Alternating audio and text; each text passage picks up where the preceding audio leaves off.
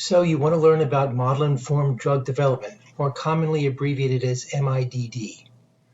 I'm delighted to have this opportunity to introduce you to this course material and to share my knowledge about MIDD. More importantly, I hope you find these videos and the material presented herein informative and supportive of the work you do at the Food and Drug Administration.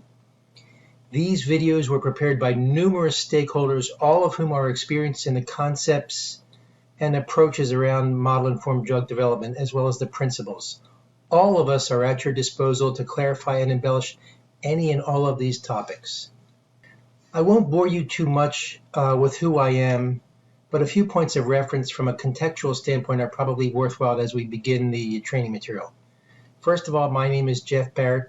I'm a Senior Vice President at the Critical Path Institute, and I co-lead this effort, which you should know is supported by a grant from the Food and Drug Administration.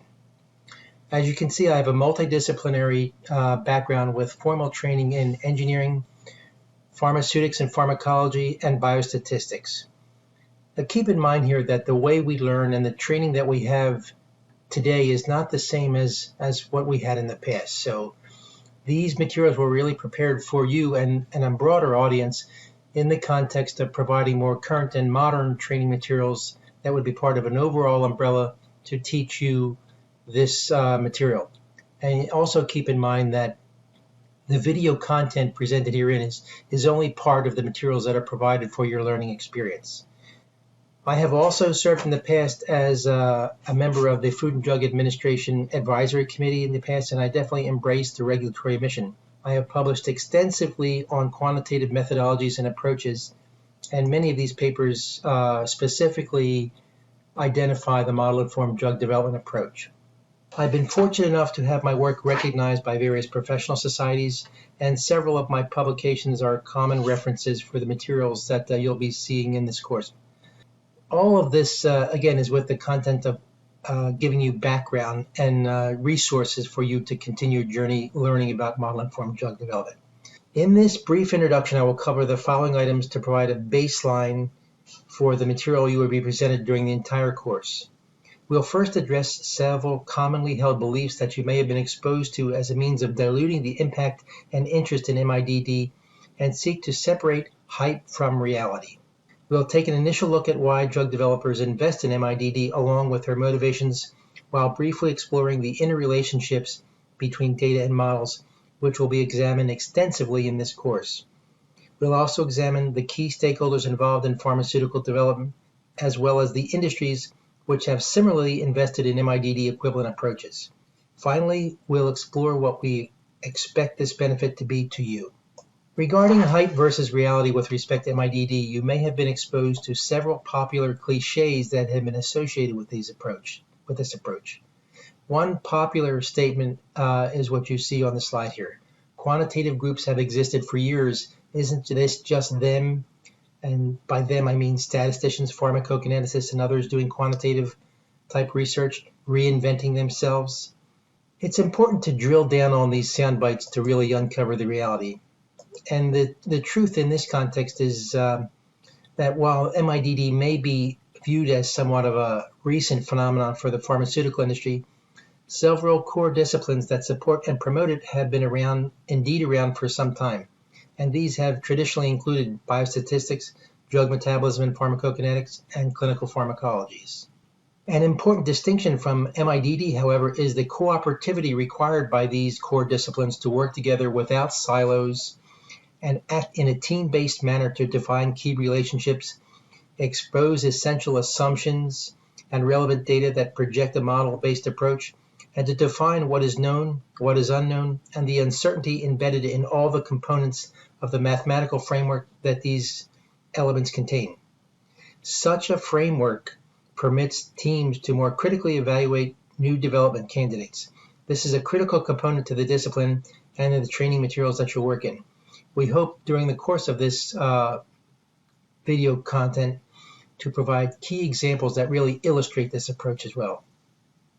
Another key misnomer in this approach that it hasn't actually changed anything with respect to decision making, specifically leadership and the hierarchy that exists within companies to do what they always do, make decisions based on their own experience and intuition.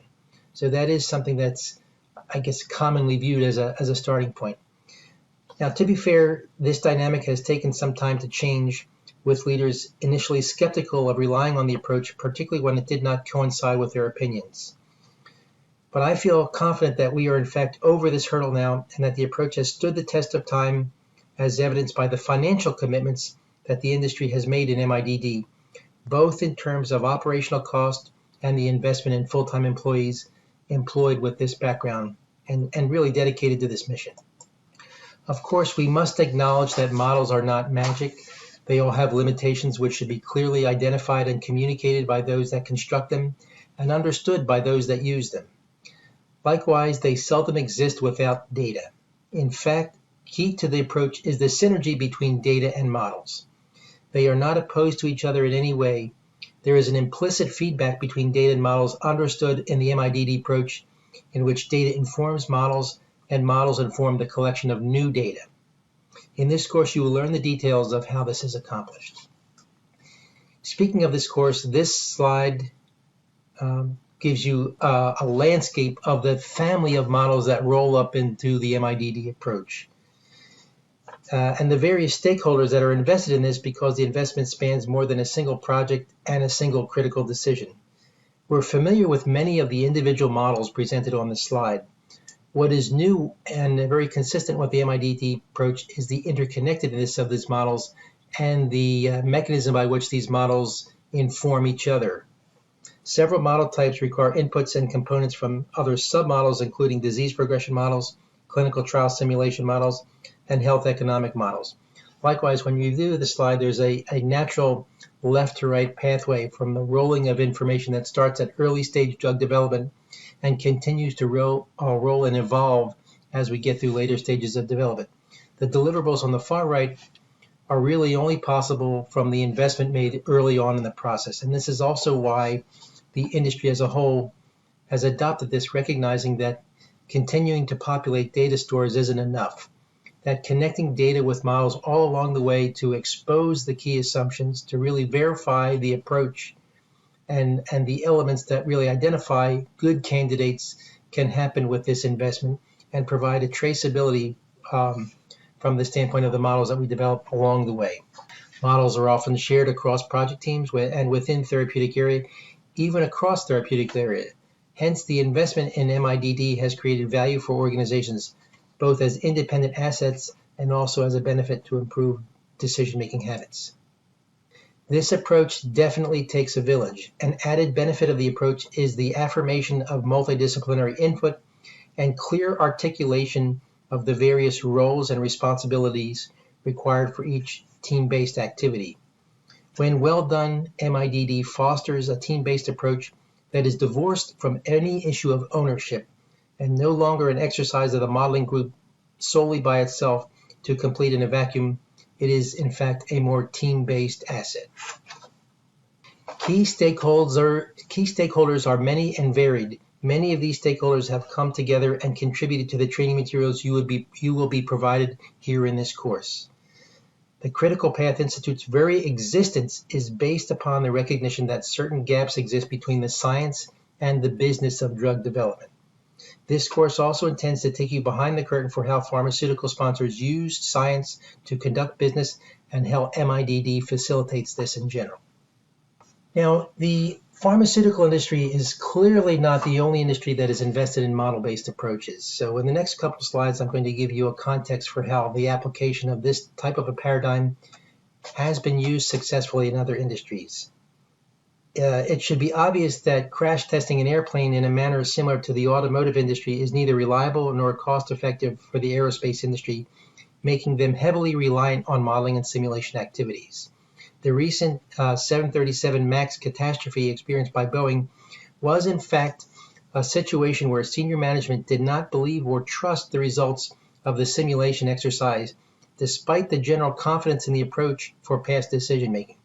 So this is kind of ironic because it shows you that an industry such as aerospace that has made a long-standing investment in this approach still succumbs sometimes to the very human nature of doubting or questioning. This is also true of some of the modeling that was done to support recent vaccine development in the pandemic that we're experiencing now. Now, what you also see is that, as mentioned previously, all facets of the aerospace industry embrace this approach. The slide here shows you the laundry list of various activities that are all reliant upon model-based approaches to really inform decision-making within each of these technology categories. I will provide a few references for you that illustrate this point, and indeed there are many examples as this slide suggests. Moving to sports betting and more recent examples, it should be clear to most of us that artificial intelligence and machine learning algorithms are the new bookies. Alexa, in fact, will tell you the odds of your team winning today's game if you just ask her. Here, too, an industry completely invested in modeling and simulation approaches and technology has gone all in terms of investing in the approach and using it as a core pillar for its business model. Algorithms originally designed for computer games are the backbone of simulation models that support the sports betting industry. In this course, you will learn how artificial intelligence and machine learning approaches are the new frontiers for MIDD and how the industry is currently using them as part of a complete MIDD paradigm, as well as a likely future underpinning in drug development decision-making. An important thing that this industry has done so far is put the tools in the hands of the end users in a simple, demystified way, as this slide suggests. While the quality of the models is not often transparent, one can rest assured that they must be pretty good given the financial aspects of the model performance, despite that this is not a regulated industry. So again, a good example where the investment is made in a broad context, but the tools, I guess, are very visible. This is something that is a little bit different than we see in the pharmaceutical industry. Even though we have a whole paradigm to publish these information, present them to regulators and get feedback and ensure that the models perform adequately, it's not the same as having the patient end user being able to touch them. So it's a little different, but still you see, number one, the heavy investment, but also the trust that this approach is reliable. The issue of model quality and fidelity for us, however, is a key component of this course. Weather prediction is another well-appreciated application of this approach. Access to more and better data has likewise created a greater need for more sophisticated models, integrated data solutions, and high-performance computing. A result of this is more reliable models, better prediction, and longer duration of predicted outcomes. For example, a 10-day weather forecast 20 or 30 years ago was unheard of. One only has to look at the popularity of the Weather Channel and the lay community appreciation for the American versus the European hurricane model as evidence of the buy-in that meteorology industry has for the model-based predictions. It should also be appreciated that meteorology has adapted a fit-for-purpose approach to model development, where multiple models coexist and are utilized for different purposes, as well as integrated models that borrow information from each other. This is an important aspect for models in the pharmaceutical industry as well, and consistent with the MIDD approach. So I think, again, this illustrates the fact that these models are conserved, that they continue to evolve over time, that they benefit from more enriched data. So this same type of approach is applicable in the pharmaceutical industry and what we do on a routine basis in an MIDD approach. Finally, our current situation with the COVID-19 pandemic has similarly reminded us of the reliance on modeling and simulation exercises to assess the current state of things. Disease features such as infectivity, transmission, and mortality prediction are all based on modeling exercises in a real-time approach and reliant on translational data. Many diverse groups work on and contribute to the growing body of knowledge in this space.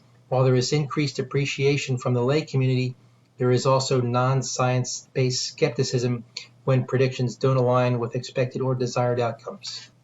These efforts are also highlighted in the benefit of multidisciplinary teams and data sharing, which are core requirements of MIDD as well. So it's reasonable to ask the question at this stage, what's in it for you? And I like to think it's more than someone told you to take the course or recommended it, but here is my promise. It will improve your fluency with modelers within and external to the FDA. This will obviously take time to develop. It will give you a greater appreciation for model construction, the assumptions implicit in the model building process, and the operating characteristics of the model that are developed at different stages of development. It will certainly give you a greater participation for multidisciplinary teams that are focused on modeling activities. And we like to think that these materials, which can be viewed upon at your leisure and revisited at any time, can reinforce these approaches, which will continue to evolve. The other thing that you should see in this course is that what you see here on day one is only a snapshot in time. This is really an investment by the entire stakeholder community to continue to develop new materials and share them in a broad context with both regulatory authorities and the entire extended family of those researchers invested in MIDD approaches. So before I leave you on your journey, I ask you to trust me as Morpheus told Neo in The Matrix. All I'm offering you is the truth and nothing more. Actually, I'm offering you a lot more. I'm offering you examples. I'm offering you dialogue. I'm hoping to show you with key annotated approaches how this is done and why it's done in the context of drug development decision making. But as in the movie The Matrix, you need to take the red pill. It will pull you out of the comfort zone, but I believe the materials are supportive, instructive, and not overly complex. And what you should know is that myself and the entire faculty who put together these materials are available for you. This is my email, and if you email me, I'll provide you my cell phone. I'm quite certain that the rest of the faculty feels the same, so you'll have access to all of this. So all I could say in ending is best of luck on your journey, and please continue to invest in the approach, and we're happy to answer questions all along the way. Thank you.